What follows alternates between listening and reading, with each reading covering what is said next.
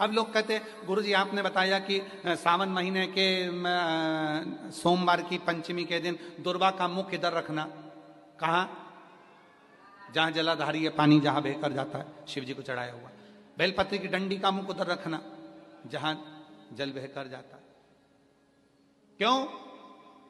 लिंग पुराण पढ़ी है और लिंग पुराण में आता है कि जब डंडी का मुख जलाधारी की ओर होता है और उस समय पर व्यक्ति जो सामग्री समर्पित करता है, जल समर्पित करता है, तो जैसे जल बहकर जाता है और राह में जल को जो भी अड़चन आती है वो निकलता चले जाता है। शिव जी के चढ़े हुए जल को जो मार्ग मिलता है, अगर डंडी का मुख जलाधारी की ओर कर कर हम जब जल या दूध चढ़ाते हैं तो हमारी जिंदगी के भी सारे रोग और दुख समाप्त होना प्रारंभ हो जाए। तरीके 33 वर्ष में 6 बार आई है सावन के सोमवार को नागपंचमी। पहली आई 96 में, दूसरी आई 99 में, तीसरी आई 12 में, 2012 में, फिर आई 2019 में, फिर आई 2023 में और बाबा की कृपा से अब आई 2026 में। 17 अगस्त को पड़ेगी सावन के महीने में जो सोमवार है, उस दिन नागपंचमी। उस दिन नील निधि का प्रयोग करिए। आप कितने भी, हम तो यहां तक कहेंगे जितने ठेले चलाने वाले, जितने भी हैं जो कहीं ना कहीं किसी ना किसी रूप में कर्ज में डूबे, परेशान हैं, दुकान नहीं चल रही, व्यापार नहीं चल रहा, परेशानी हो गई, कोई ने जमीन पर कब्जा कर लिया, कोई ने कुछ कर लिया, कोई ने कुछ कर लिया, जितने हैं सब करो और एक नील पुष्प, नील कमल के भाव से, नीला कमल मिल जाए तो ठीक है, नहीं मिले तो नील पुष्प जो अभी दर्शन कराया बाबा जी बोले काशी में तो ये बहुत ज्यादा मात्रा में मिलता है और लोग शिव जी को समर्पित कर, उस नील पुष्प समर्पित। अगर भोले बाबा का सहारा न होता, अगर भोले बाबा का सहारा न होता तो दुनिया में कोई हमारा न होता, तो दुनिया में कोई हमारा न होता।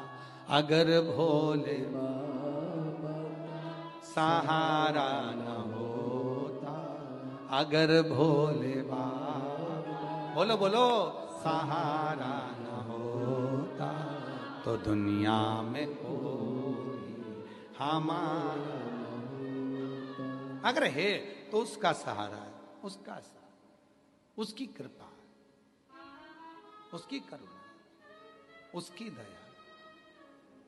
अब आते हैं जिनके बच्चे एजुकेशन कर रहे हैं, पढ़ाई कर रहे हैं, कंपटीशन एग्जाम दे रहे हैं और उन बच्चों का सिलेक्शन नहीं हो रहा, ठीक है, पर जितने बच्चे करेंगे वो हमको पत्र जरूर लिखेंगे कि तुम्हारा हुआ कि नहीं हुआ। काशी से बोलकर जा रहे हैं और ये कथा केवल सीओर वाला बाबा नहीं बाच रहा, ये कथा स्वयं विश्वनाथ बाचने के लिए आए। जितने शब्द होंगे सारे विश्वनाथ जी के होंगे।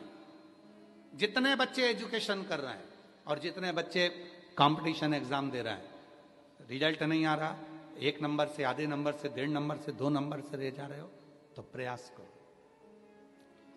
सावन के महीने के सोमवार की नागपंचमी के दिन, सोमवार की नागपंचमी के दिन लाल चंदन बाजार में होता है, लाल चंदन, उस लाल चंदन का लेपन घिस लो, उसको घिसकर बेलपत्री की दोनों पत्तियों में, नीचे वाली दोनों पत्तियों में उस लाल चंदन का लेपन करिए।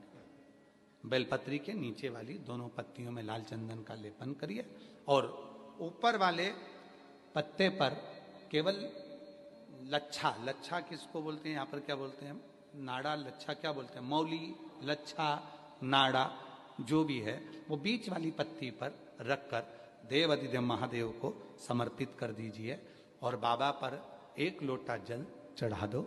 शिव जी से प्रार्थना कर कर बेलपत्री वहीं छोड़ो, लच्छा लेकर आ जाओ और अपने हाथ में या अपने कमरे में उसको संभाल कर रखो। जब तुम्हारा विल पावर कमजोर हो, जब तुम्हें लगे कि मुझे ये कंपटीशन एग्जाम निकालना है, उस समय पर भले एग्जाम में तुम्हें बांध कर नहीं जाने दें, पर उसके पहले तक भी तुम्हारे शरीर के पास में वो लच्छा होना चाहिए।